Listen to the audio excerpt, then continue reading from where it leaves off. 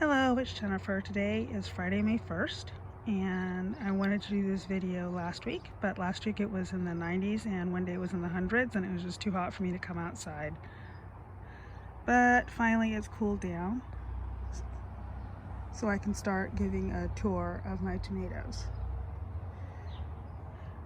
So let's start here in this corner. These are the tomato boxes that have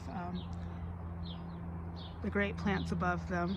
We cut back the grape plants a couple days ago to try to keep these under control so they don't completely shade out and we don't end up with a bunch of rotten grapes. Okay, back to the tomatoes. This first one is a black Krim. So a lot of these plants are already starting to have flowers on them. They were seeded on February 22nd. So they are about 2.5 months old. So they're doing really well. These two here are the bush steak. And bush steak don't need any cages, so they only get 2 to 3 foot tall, and as they get older their stems thicken up and they are self-supporting. Bush steak are determinate plants, so once they reach their 2-3 feet tall, they don't really grow anymore. And maybe in some places they only set fruit once, but mine tend to set fruit a few times, 2 or 3 times before dying. This one here is a Speckled Roman. So this is a Roma type tomato, and it's actually very pretty, so hopefully I'll be able to show those tomatoes when they mature. They are red, bright red with golden stripes, and their taste is delicious. They're quite good for sauce making. And this plant doesn't get too big either. It is indeterminate, but it doesn't tend to get any taller than about 4 or 5 feet. So for a small garden or for a patio garden, if you want a paste tomato that doesn't get too big but has really good yield, try the Speckled Roman.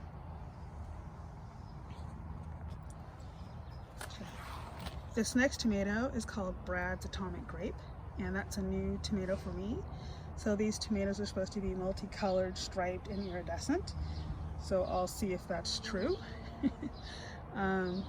So far it looks like it's growing pretty well, like any other grape tomato. The plant itself is very thin, and it looks like it's gonna have lots of side shoots, and I have to decide whether I'm gonna go ahead and prune those side shoots. Right now the plant is kind of not taking up much space, so as long as it remains this way, maybe I'll let it be and see what kind of yield I get off of this plant.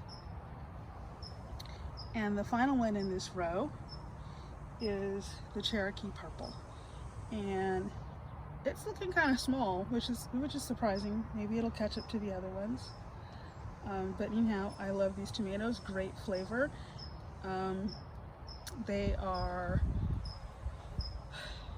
dark colored, so more like really dark red, really dark brick red. Sometimes they look purple, but they really look dark red to me. And the taste is sweet. Its tomatoes are juicy. They're great for salads and for sandwiches or just for snacking. We usually end up just cutting them up into discs and putting them in one of those cheese and olive oil and balsamic vinegar salads. I forgot what they're called, like caprese. Anyhow, we end up making that kind of salad with these. They're really good. And the plant itself gets about 5 or 6 feet. It's not too unmanageable, and the yield is usually really good. Right, and the next bed is a mystery plant. So this one self-seeded, and I just let it go ahead and grow. I suspect that it's a cherry tomato, given the size of the leaves and the many clusters of tomatoes, or flowers on each of these little bracts here. So we'll see if I'm right Hopefully this is like one of the babies of, oh, that little sweet Japanese plant I got last year. That one was very good, but I planted it too late in the season, so it didn't really do well. But that one is a hybrid. So if it's one of its babies, I don't know what I'm gonna get. So we'll see. This one over here. Well, hello, bird. Is this another Speckled Roman? And it looks like it's trying to branch into two. I have to decide whether I'm going to allow it to do that. I probably shouldn't because it'll get unmanageable.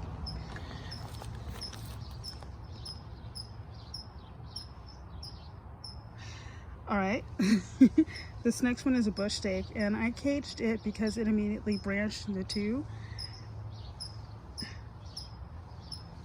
And it may not be as manageable as my other bush stake plants. I decided not to go ahead and prune that off because it just looks like it might harm the plant. Well, it looks like that bird has no intention of shutting up anytime soon, so I'll just continue on. The next one is a black Krim, and it's doing pretty well. Again, I'll have to come through and decide whether I'm going to go ahead and prune off the side shoots. This one here is Betalux, and it's a new tomato to me. So Betalux is a determinate plant. It's only supposed to get, I think, about 3 feet tall. Its tomatoes are, I think, salad size, so probably about 1.5 inches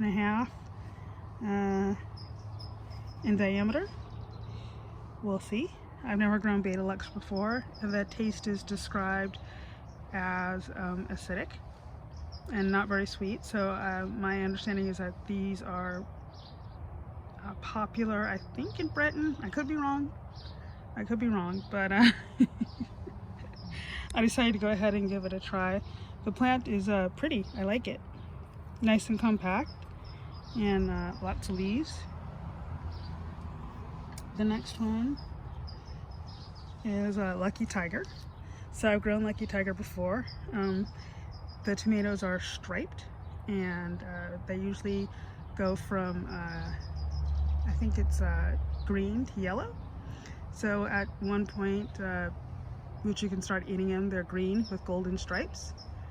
That is, if this is the green to golden tiger. I'm not sure what color this is. It could also be red, in which case it will be red with golden stripes.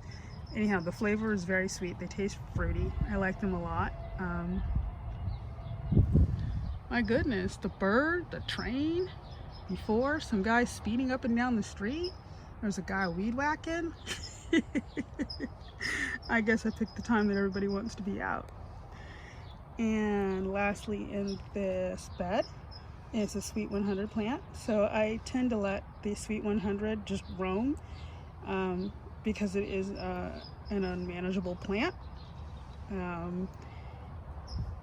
It won't stand up straight. It goes where it wants to, so I let it.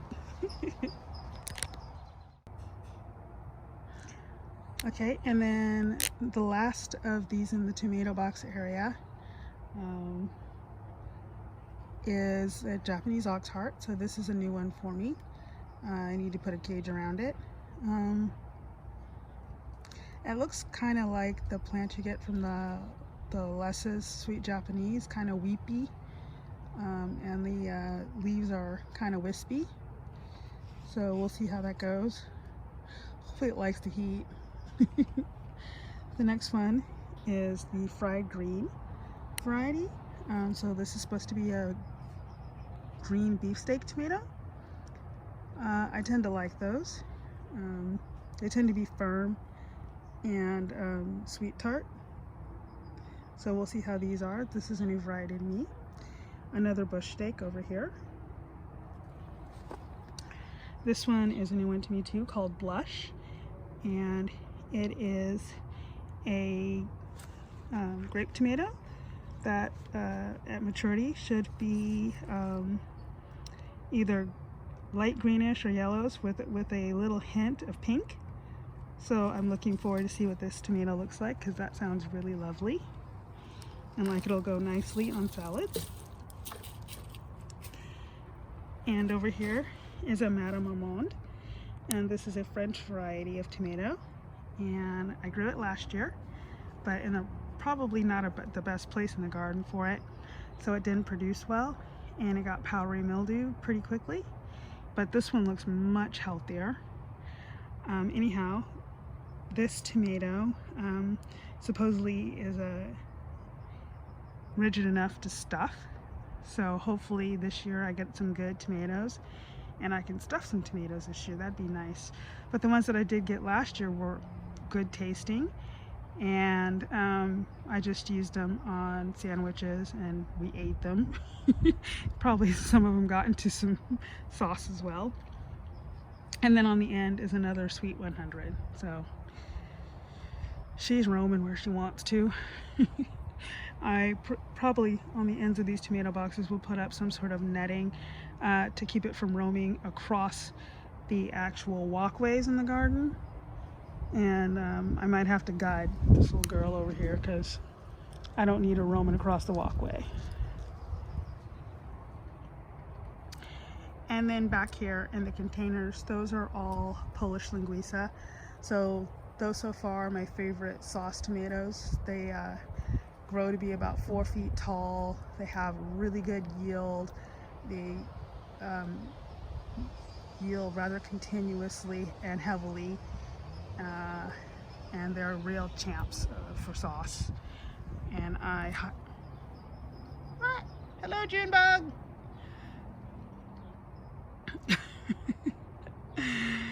And I highly recommend them. Again, it's a nice compact plant to go grow if you want sauces. You know, 4 of these plants should give you enough sauce for, it's kind of weird to say this, real-time sauce making, as well as enough for you to store away canning for a few months. So that is the Polish Linguisa, and I highly recommend it. So that's all for today. So it's starting to get warm and windy.